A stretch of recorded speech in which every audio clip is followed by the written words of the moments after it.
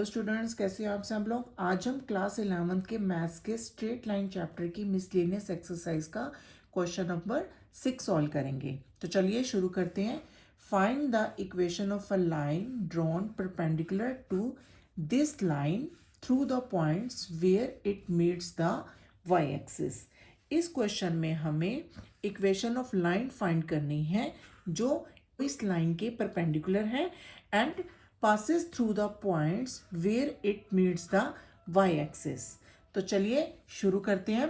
हम यहाँ पर मान लेते हैं कि जो हमें लाइन दे रखी है वो ये है, this is the given line, और हमें उस लाइन की इक्वेशन फाइंड आउट करनी है जो इस गिवन लाइन के परपेंडिकुलर है। इस लाइन की इक्वेशन हमें फाइंड करनी है और ये जो लाइन है ये y एक्सिस से पास होती है। तो इस तरह से यहां पर इस पॉइंट के जो कोऑर्डिनेट्स हैं वो हमारे आ जाएंगे 0, क्यों? क्योंकि जो परपेंडिकुलर लाइन है वो y एक्सिस से पास करती है। तो y एक्सिस पर x की वैल्यू 0 होती है, तो जो पॉइंट्स हैं y एक्सिस पर उनके कोऑर्डिनेट्स हो जाएंगे 0, तो चलिए क्वेश्चन को सॉल्व करते हैं। First of all it is given that the perpendicular line passes through the y axis, so the point on y axis 0, x upon 4 plus y upon 6 is equal to 1। ये हमें line की equation दे रखी है, इसको हम पहले standard form में ले आते हैं।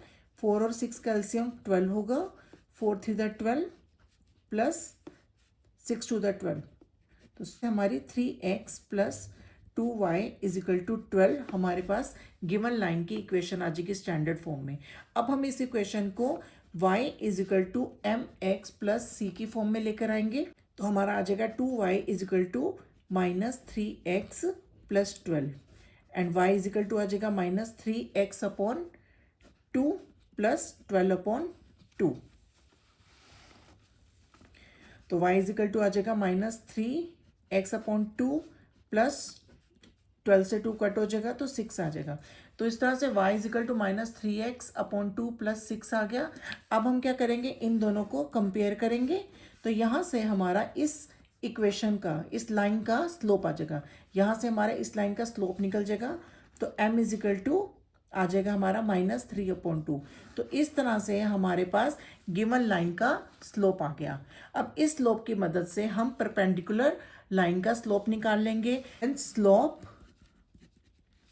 Of perpendicular line is the negative reciprocal of the given line.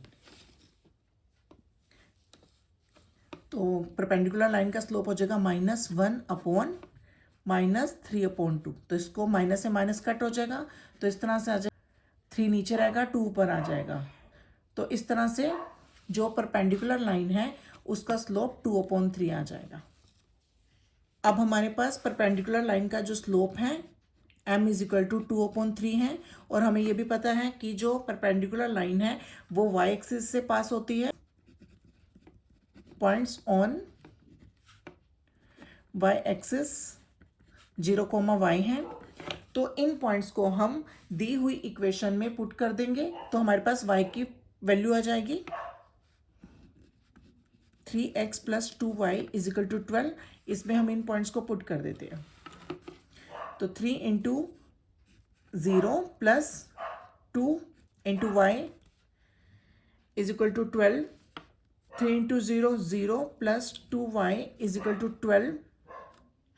तो इस तरह से y की वैल्यू हमारी आ जाएगी 12 अपॉन 2 इज इक्वल टू 6। तो इस तरह से y की वैल्यू हमारे पास 6 आ गई।